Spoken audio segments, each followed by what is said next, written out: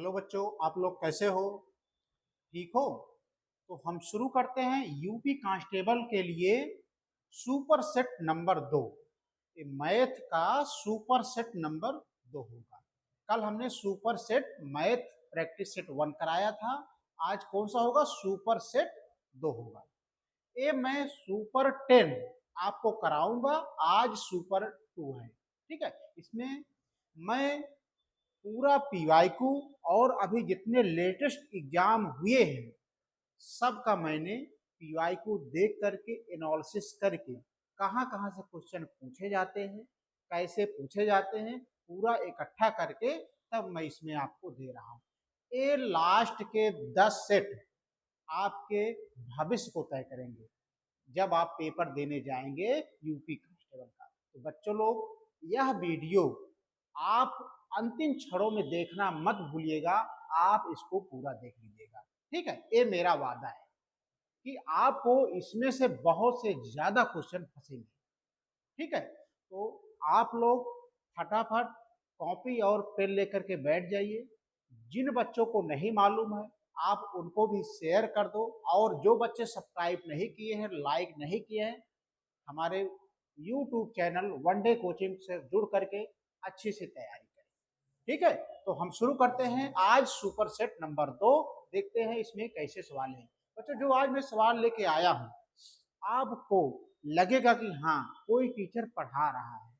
ठीक है, मैं आपको ज्यादा इधर उधर की चीजें नहीं बता रहा हूँ। मैं आपको एक कह रहा हूँ कि आप कंसंट्रेशन होकर पढ़िए। देखिए सवाल को कैसे उड़ाते हैं, सवाल को लगाते नहीं, सवाल को कैसे उड़ाया जाता है। ठीक है, कि जिससे आप सवाल को अगर उड़ाते हो तो आपके पास इतना टाइम रहता है कि वह टाइम अन्य सब्जेक्ट में जो आपको कठिन लग रहा है उसमें आप समय दे सकते। ठीक है, तो आप लोग बढ़िया हमारे वनडे कोचिंग यूट्यूब चैनल के साथ जुड़ करके आप अच्छे से तैयारी करिए। यह सुपर 10 जो वीडियो मैं बताने वाला हूं आपको, सुपर 10 तक पढ़ाऊंगा, आप इसको जरूर देख लिया करो। ठीक है, तो शुरू करते हैं। पहला क्वेश्चन देखिए, सिंप्लीफिकेशन का यह क्वेश्चन है। सिंप्लीफिकेशन का यह क्वेश्चन है मेरे भाई। हर एक टॉपिक से क्वेश्चन उठाया हूं, हर एक टॉपिक से क्वेश्चन उठाया हूं। ऐसा नहीं कि इधर से नहीं उधर से नहीं, मैं पहले पूरा पीवाईक्यू एनालिसिस करके तब मैं आपको एक क्वेश्चन दे रहा हूं। ठीक है, तो आप लोग देखिए पहला क्वेश्चन क्या है। 284/5 भागे बड़ा ब्रैकेट में छोटे ब्रैकेट में 4/5 गुड़े छोटे ब्रैकेट में 15 + 35 ब्रैकेट बंद माइनस 11/3/5 का मान क्या होगा? बच्चों लोग, यह सिंप्लीफिकेशन का क्वेश्चन है। इसमें बॉड मॉस का नियम लगता है। तो सबसे पहले हम छोटे ब्रैकेट को सॉल्व करते हैं। तो हम पहले इसको काटेंगे, हमेशा याद रखना, छोटे ब्रैकेट को सॉल्व करेंगे। तो मेरे भाई इसको सॉल्व करेंगे तो 5 × 5 = 10, 3 × 4 = 50 हो गया। ठीक है, गुणे क्या है 4/5 माइनस 11/3/5।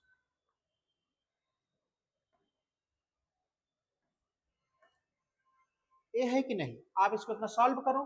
5 दहम्मा 50, 10 चौक 40 माइनस 11 × 5 = 55, 3 = 58/5। इसको सॉल्व करो, नीचे आ जाएगा एक 5 का लासा हो जाएगा 5, 5 में 40 से गुणा करेंगे 5 चौक 20, 200, 1 में 58 से गुणा करेंगे 58 आएगा।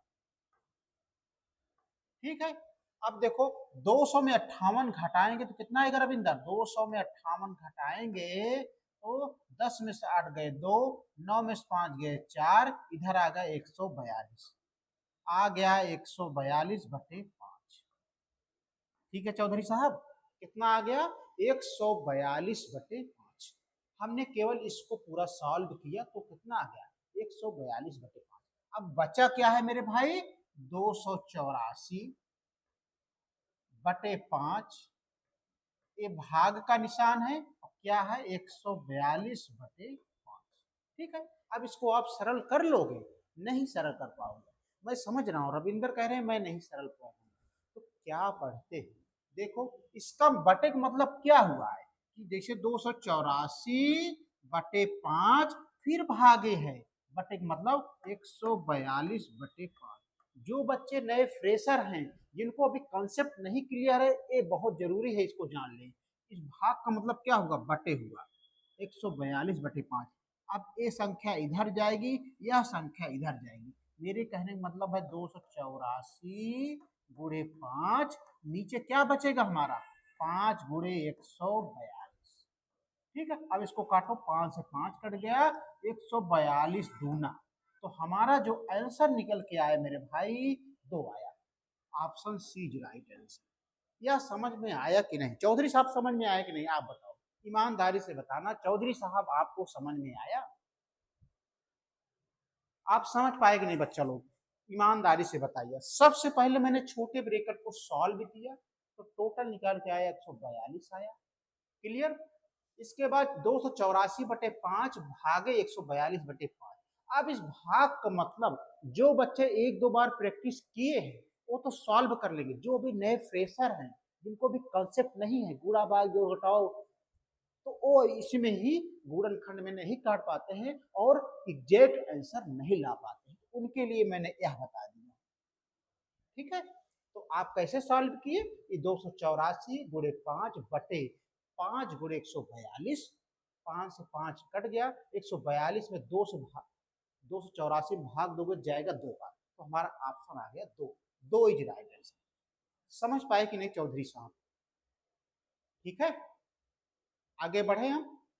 हाँ, एक चीज और ध्यान देना बच्चा लोग, अगर वीडियो पसंद आ रहा हो, चीजें समझ में आ रही हो, तो आप लोग फीडबैक दे दिया करो कि हाँ गुरुजी समझ में आ रही हैं चीजें, आप और अच्छे से बताइए।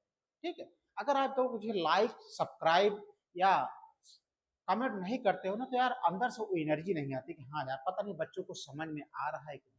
तो बच्चा लोग, यह बहुत इंपॉर्टेंट क्वेश्चन है, आप इसको डबल स्टार दे दीजिएगा, बहुत इंपॉर्टेंट क्वेश्चन। आगे बढ़े हम, कोई दिक्कत किसी बच्चे को? चलो चलो, ए वाला क्वेश्चन देखिए चौधरी साहब, ए वाला क्वेश्चन देखिए। पहले क्वेश्चन को पढ़ो, ये भी बहुत इंपॉर्टेंट क्वेश्चन है, बहुत इंपॉर्टेंट क्वेश्चन है।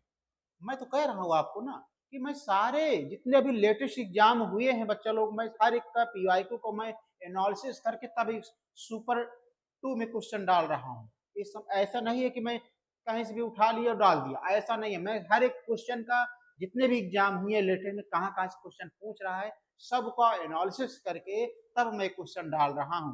एक एक पॉइंट मैं आपको बता रहा हूँ, जिससे आपको जब ये चीजें समझ जाएं, तो जब आपका कांस्टेबल का पेपर देने जाए तो आपको कहीं झिझक न रह जाए कि सर ये यहाँ से नहीं पढ़ा गया, यहाँ से नहीं। ऐसा कुछ नहीं है। आप चाहे फ्रेशर हो, चाहे एक दो बार प्रैक्टिस किए हो, चाहे एक्सपीरियंस हो, चाहे एक्सपीरियंस ना हो, आप हमारे वीडियो को अगर फुल देखोगे तो चीजें समझ में आ जाएगी। ठीक है, यह मेरा वादा है। चलो देखो, दो संख्याओं का एलसीएम और एचसीएफ का 45 गुना है। दो संख्याओं का एलसीएम उनके एचसीएफ का 45 गुना है।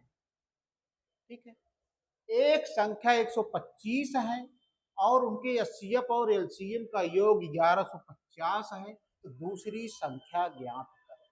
बच्चा लोग, इसको आप दो मेथड से लगा सकते हैं।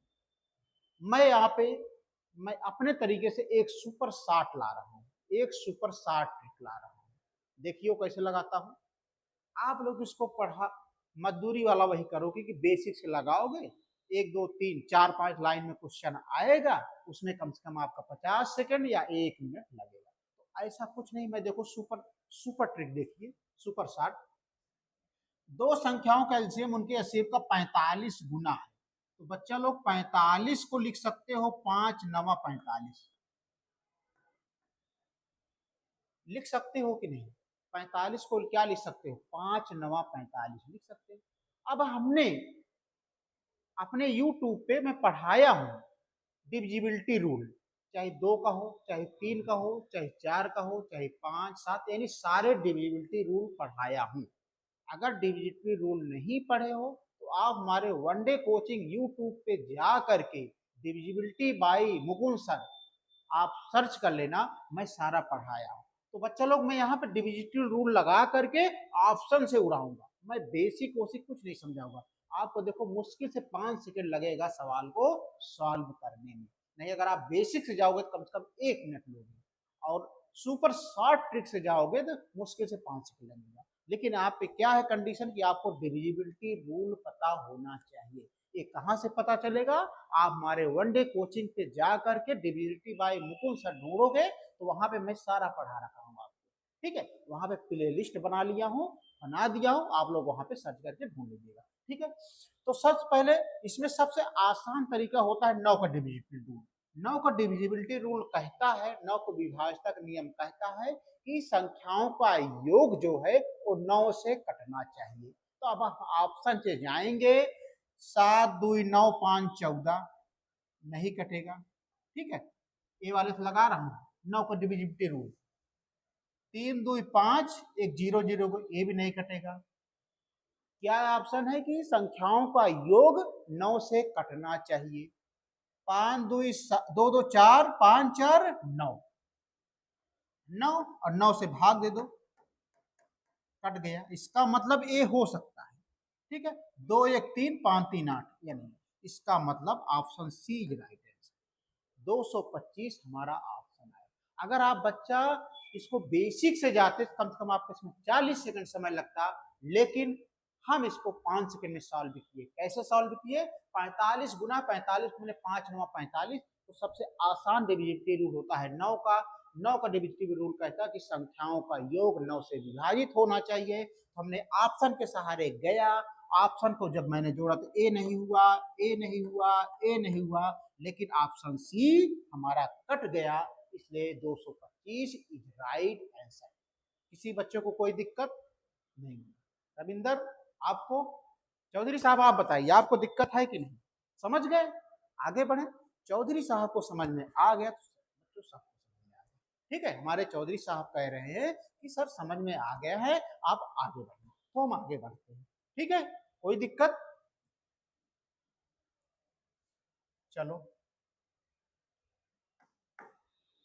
बच्चों, यह क्वेश्चन बेशक आपको देखने में सरल है, लेकिन इस तरह से क्वेश्चन मैं एनालिसिस किया हूं कि हर बार यूपी कांस्टेबल में पूछा गया है। तो मेरे भाई, चाहे सरल क्वेश्चन हो चाहे कठिन क्वेश्चन हो, आपको तो लगाना है ही है।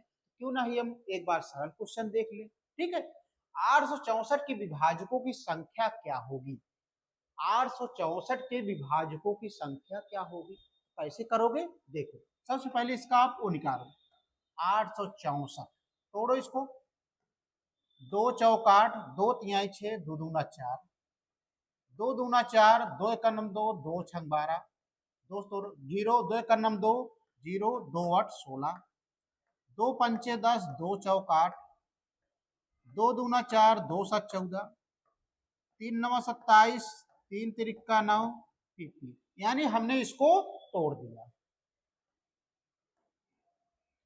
ठीक है, अब देखते हैं कि 1 2 3 4 5, 2 का पावर कितना है?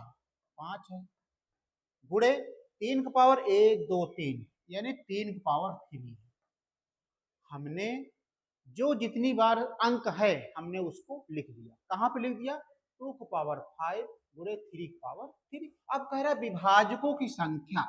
जब भी पूछे मेरे भाई विभाजकों की संख्या आपसे पूछे तो जो घात है उसमें 1 जोड़ करके गुणा कर देना। यानी 5 में 1 जोड़ दो, गुणे 3 में 1 जोड़ दो। ठीक है, 5 एक 6, 3 एक 4 और 6 चौक 24। हमारा आंसर जो निकल के आया 24 आया। Option A is right answer. किसी बच्चे को कोई दिक्कत? चौधरी साहब आपको बताइए, कोई दिक्कत नहीं होनी चाहिए। ठीक है, तो अब आप लोग समझ गए होंगे कि 864 के विभाजकों की संख्या कैसे, कोई भी सवाल हो इस तरह से आपको इस तरह से लगाना है। कोई दिक्कत, कोई समस्या अगर हो तो आप हमारे YouTube channel one day coaching YouTube channel पे कमेंट करके अपनी समस्या जरूर बता दीजिएगा, क्योंकि सुपर 10 बहुत इंपॉर्टेंट सीरीज चल रही है आपके लिए। ठीक है, बहुत इंपॉर्टेंट सीरीज आपके लिए चल रही है भाई लोग। आगे बढ़े हम। चलो क्वेश्चन नंबर हम 4 पे आते हैं।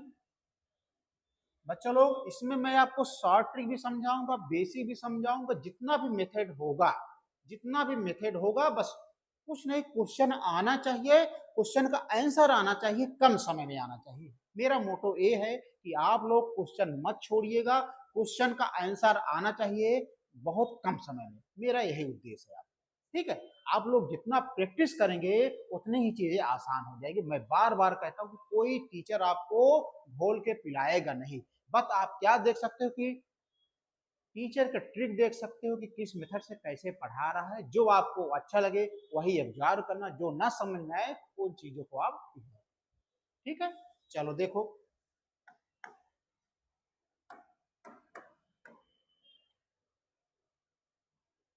ये वाला क्वेश्चन देखिए, एक काम समय का है, काम समय चाल का है, बहुत इंपॉर्टेंट क्वेश्चन है। यह हर बार कहीं ना कहीं किसी भी एग्जाम में पूछा जाता है, इसलिए ये बहुत इंपॉर्टेंट है, इसको आप डबल स्टार दे दें। ठीक है, अब देखते हैं कैसे क्या है। एक काम को ए अकेले 6 दिनों में और बी अकेले 8 दिनों में कर सकता है। ए और बी ने मिलकर उस काम को 3200 रुपए में काम करने का ठेका लिया, कोई दिक्कत नहीं। सी की मदद से उन्होंने वह काम 3 दिनों में पूरा कर लिया। सी को कितना भुगतान चाहिए? 3 लोग हैं, क्या क्या है मेरे भाई? ए है, बी है, सी है। ए काम कितना दिन में करते हैं? 6 दिन में कर रहे हैं। बी कितने दिन में कर रहे हैं? 8 दिन में कर रहे हैं। यहां तक कोई दिक्कत नहीं। अब कह रहा है, अब कह रहा है ए और बी मिलकर काम 3200 रुपए का काम करने का ठेका लेते ए और बी, तब सी की मदद से, तब सी आ जाते हैं भाई साहब, यानी ए प्लस बी प्लस सी, ये तीनों लोग मिलकर के काम 3 दिनों में पूरा करते हैं। ठीक है, ए और बी काम किए, उसके बाद उन्होंने 32 रुपए का ठेका ले रखा था, उसके बाद सी के साथ मिल करके तीनों ने 3 दिन में काम पूरा कर लिया। ठीक है, सबके नीचे मैंने काम की संख्या लगा दिया। अब जब इस तरह से आ जाए तो सारे बच्चे जानते हैं इसका क्या होगा, एलसीएम होगा, लासा ही लेते हैं ना। 6 8 3 का लासा क्या होगा? 24 होगा, कोई दिक्कत नहीं। अब देखो इसकी अगर ए की इफिशियंसी यानी क्षमता निकालोगे तो कैसे निकालते? 6 को 24 से भाग दोगे तो 6 चौक 4 बार जाएगा, अर्थात ए की क्षमता 4 आ गई। बी का सेम, जैसे ए का निकाले वैसे बी का निकालना, तो 8 तिरिक 24 यानी बी की क्षमता 3 आ गई, कोई दिक्कत?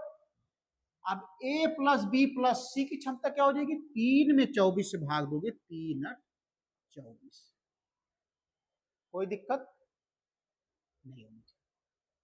ठीक है, कोई दिक्कत नहीं होनी चाहिए। अब देखो, ए और बी ने मिलकर उस काम को 3200 रुपए में काम करने का ठेका लिया, सी को भी जोड़ लिया, यानी जो ए प्लस बी प्लस सी, इन तीनों का जो इफिशियंसी निकाले हो कितना आया है? 3200 आया है भाई। तीनों ने, दोनों ने ठेका लिया, सी को भी जोड़ लिया, तो टोटल इनकी इफिशियंसी कितना आ गई? तीनों की 8 आ गई। तो कितने गुना है? 8 चौक 32, 400 गुना है। 400 गुना है कि नहीं भाई? 8 तो कंपेयर कर दो 32 से, तो 8 चौक 400 गुना है। अब देखो यहीं पे ध्यान देना, ए ए की क्षमता कितनी है? 4, बी की क्षमता कितनी है? 3, टोटल आया है 8, तो सी की क्षमता कितनी हो जाएगी? 4 3 7, एक बच रहा है, एक इधर आ गया। भाई जोड़ोगे 4 3 7 1 8, तभी तो 8 होगा। क्लियर? अब देखो, तो कह रहा है सी का कितना भुगतान किया, तो सी वाला का मान कितना है? 1, तो 1 यूनिट का मान कितना है भाई? एक का मान कितना है? 400 गुना है, 400 गुना कर दो, तो 1 गुणे 400 बराबर 400। यही हमारा आंसर आ गया। ऑप्शन कौन सही होगा? ऑप्शन बी सही होगा। रविंदर कह रहे हैं, चौधरी साहब कह रहे हैं कि सर मुझे नहीं समझ में आया, ध्यान से देखो। एक कार्य हम 6 दिन में करते हैं, बी करते हैं मेरे भाई 8 दिन में करते हैं, उसके बाद बी ए बी ने ठेका लिया तो सी को भी मिला लिया, उन तीनों लोग मिलकर के काम को 3 दिन में, कोई दिक्कत? 6 8 3 का लासा क्या होगा चौधरी साहब? 24 होगा। अब सबका हम कार्य क्षमता निकालेंगे, तो ए की कार्य क्षमता आ गई 4 आ गई, बी की कार्य क्षमता आ गई 3 आ गई, और ए प्लस बी प्लस सी के जो काम है 3 दिन में करते हैं, इनका कार्य क्षमता आ गई 8, ये तीनों की कार्य क्षमता 8 है। कोई दिक्कत नहीं। अब तीनों ने 32 रुपए में ठेका लिया, यानी इस कार्य क्षमता से जब कंपेयर करेंगे तो 8 चौक 32, 400 गुना हो गया, कोई दिक्कत नहीं। ठीक है, अब देखो सबका अलग अलग कार्य क्षमता क्या है, एक 4 है, बी का 3 है, लेकिन ए बी सी तो जब टोटल 8 आना चाहिए, तो एक 4 है, बी का 3 है, 4 3 7 और 8 आना चाहिए, तो कितना बचेगा शेष, एक ही बचेगा। अब कह रहा है सी का कितना होगा, तो भाई जब 4 से गुना है तो एक का कितना होगा, एक में 400 से गुणा कर देंगे, तो ये हमारा आंसर आ जाएगा। अब समझ में आया चौधरी साहब, बताओ समझ में आ गया कि नहीं, आगे बढ़े हम।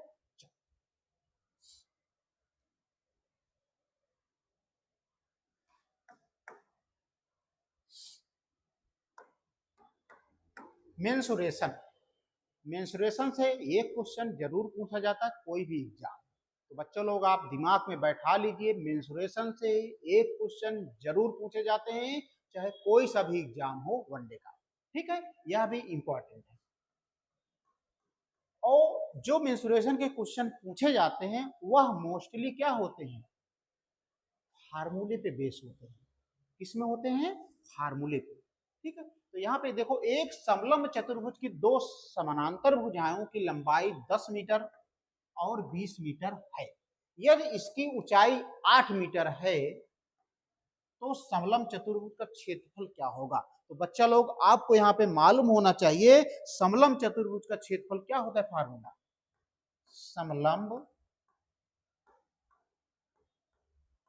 चतुर्भुज का क्षेत्रफल का फार्मूला होता है 1/2 ब्रैकेट में a प्लस बी गुणे h, ये हमारा फार्मूला होता है, किसका होता है, समलंब चतुर्भुज का, किसका, ट्रेपेजियम। ध्यान से देखो, जहां a और b क्या है, उनकी भुजाएं हैं, h क्या है, उनकी ऊंचाई है, भुजाओं की ऊंचाई है। ठीक है, ये मान लो ए है, ए बी है और यच हमारा दिया है। अब यही मान फार्मूले में रख दो, तो कैसे रखोगे मेरे भाई, 1/2 ब्रैकेट में ए का मान कितना है 10 है रविंदर, बी का मान कितना है चौधरी साहब 20 मीटर है, गुणे यच का मान कितना है चौधरी साहब 8 मीटर है। ठीक है, यानी ए बी और यच का मान हमने फार्मूले में रख दिया, बस हमें फार्मूला मालूम होना चाहिए कि समलंब चतुर्भुज का फार्मूला क्या होगा, 1/2 ब्रैकेट में ए गुणे बी, सॉरी ए प्लस बी ब्रैकेट बंद गुणे एच। ठीक है, अब देखो सॉल्व करो इसको, 1/2 20 10 30 गुणे 8, 2 चौक 8, 2 चौक 8, 4 तिहाई 12, कितना आ गया हमारा 120 मीटर स्क्वायर। कहीं मिल रहा है, मिल रहा है, option C is right answer. किसी बच्चे को कोई समस्या नहीं होनी चाहिए। चौधरी साहब आपको समझ में आ गया कि नहीं, ईमानदारी से बताइए, आपको समझ में आ गया कि नहीं। बस इसमें क्या है, फार्मूला आपको मालूम होना चाहिए कि फार्मूला क्या है, फार्मूला ए है। आगे बढ़े हम, चलो क्वेश्चन नंबर हम आगे बढ़ते हैं,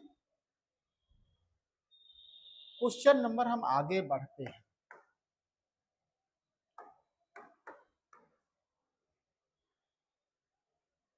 क्वेश्चन नंबर हम आगे बढ़ते हैं, चलिए क्वेश्चन नंबर क्या है,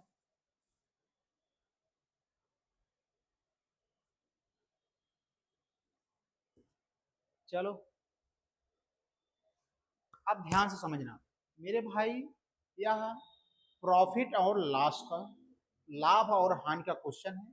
ये क्वेश्चन जरूर आता है लाभ हानि का, आप तो जानते हैं, ज्यादा बताने की जरूरत नहीं है, एक क्वेश्चन जरूर पूछा जाता है। अब यही क्वेश्चन आ गया आपके सामने एग्जाम में, जो बच्चे प्रैक्टिस किए हैं, जिनको जानकारी है, जो लगाए हैं, जो घिसे हैं, उनको तो मालूम है, जो अभी नए फ्रेशर हैं, जो नहीं मेहनत की है, तो वो लुटा है।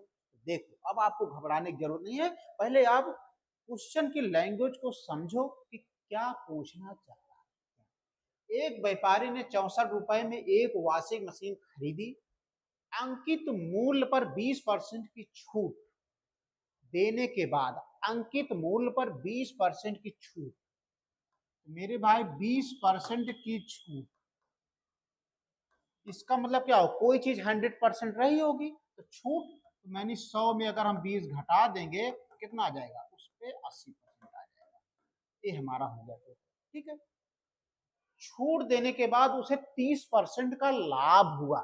मेरे भाई कोई चीज 100 रही होगी, उस पर 30% का लाभ हो रहा है, इसका मतलब क्या हुआ, 100 प्लस 30 बराबर 130।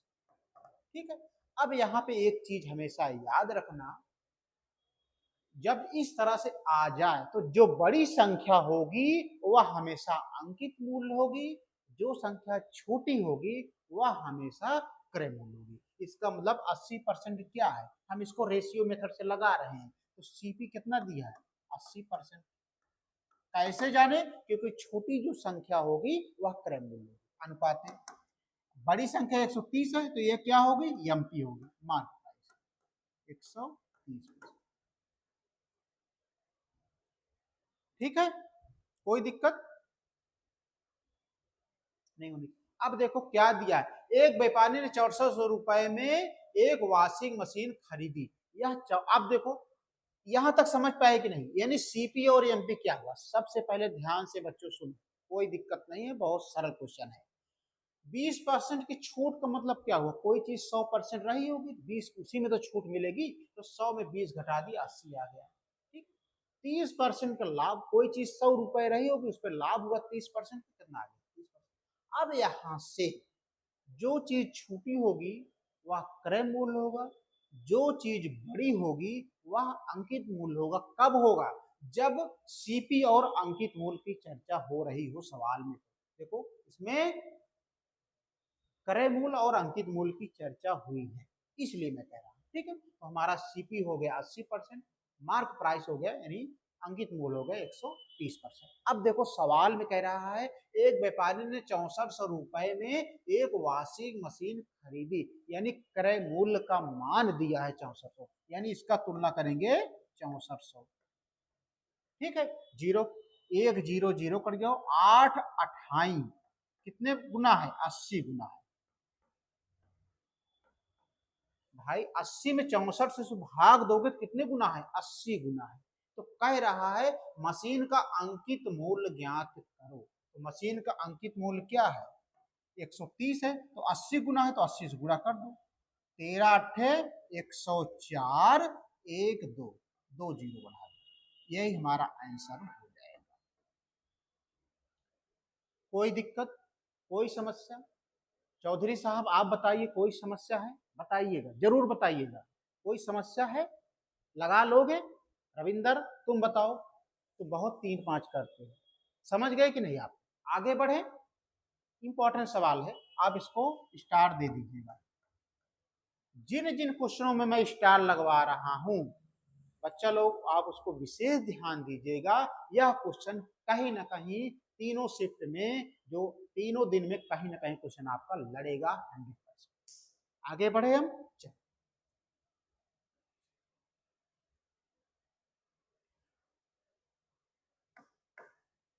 चोर पुलिस, ये वाला क्वेश्चन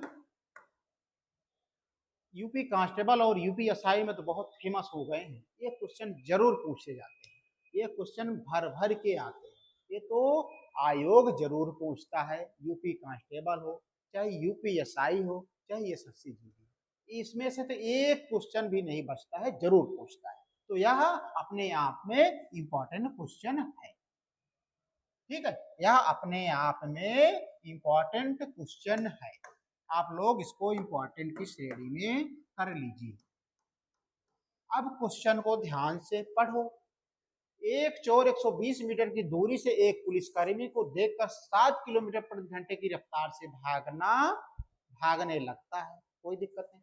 पुलिसकर्मी तुरंत 8 किलोमीटर प्रति घंटे की रफ्तार से उसका पीछा करता है और चोर को पकड़ लेता है। चोर द्वारा तय की गई दूरी क्या होगी, बताओ। चोर द्वारा, अच्छा बताओ, चाल बराबर क्या होता है रविंदर, चाल बराबर क्या होता है, दूरी बटा समय, यह होता है कि नहीं। चाल को कहते हैं स्पीड, दूरी को कहते हैं डी, समय कहते हैं टी। ठीक है, कोई दिक्कत? ठीक है।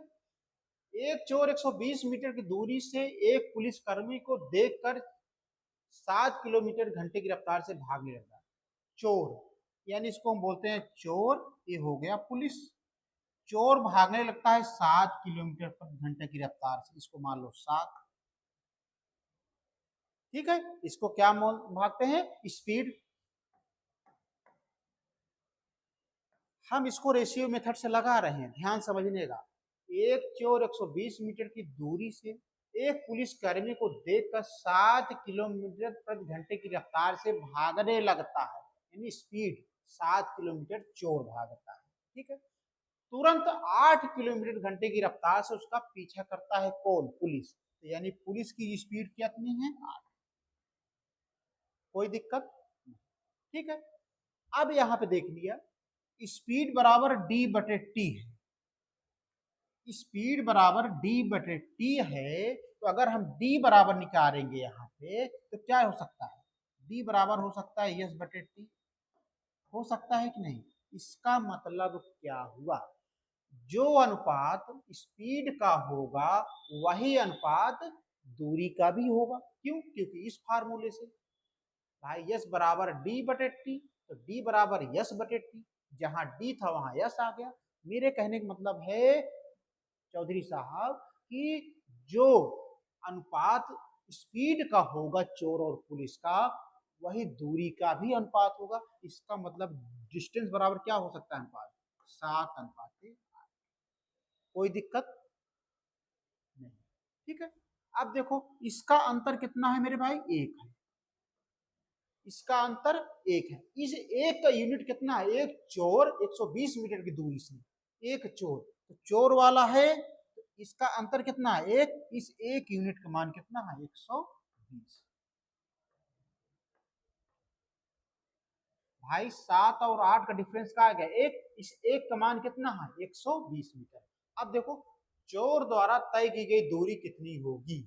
तो चोर द्वारा तय की गई दूरी, तो चोर ए है, इसकी दूरी कितना है? 7 है, तो 7 और 1 यूनिट का मान कितना है? 120, गुणा करोगे 12 से 84। किसी बच्चे को कोई समस्या, कोई दिक्कत? चौधरी साहब आप बताइए, कोई दिक्कत नहीं है? बस मेरा लॉजिक था यहाँ पे आपको समझाना कि मेरे भाई जो स्पीड का अनुपात है वही डिस्टेंस का भी अनुपात होगा। आप लोग कैसे जाने? इस फार्मूले की वजह से। ध्यान से समझिएगा भाई, चाल बराबर होता है दूरी बटा समय, यस बराबर डी बटे टी। तो जब स्पीड का अनुपात आ गया 7:8 आ गया, अब हमें डी का अनुपात निकालना है। हमें किसका निकालना है? डी का निकालना है। तो डी बराबर भी तो हो सकता है यस बटे टी, जहां यस है, यस का मतलब 7:8 दिया है डी की जगह पे, तो डी बराबर यस बटे टी, इसका मतलब क्या है? दूरी का अनुपात भी 7:8 हो सकता है। तो इसका डिफरेंस कितना आ गया? 1। इस 1 यूनिट का मान कितना दिया? 120 के। तो कह रहा है चोर द्वारा तय की गई दूरी, तो चोर चोर है, इसकी दूरी डिस्टेंस 7 है। अब 7 में 12 से गुणा कर दोगे। अगर यहीं पे कहता कि पुलिस द्वारा तय की गई दूरी, तो भाई पुलिस की दूरी कितनी है? 8 है। तो 8 और 1 यूनिट का मान कितना निकाल रहे हैं? 120। तो 12 8 96, 960। ये हमारा पुलिस का है, ये हमारा चोर का है। कोई दिक्कत, कोई समस्या नहीं होनी चाहिए। आगे बढ़े हम।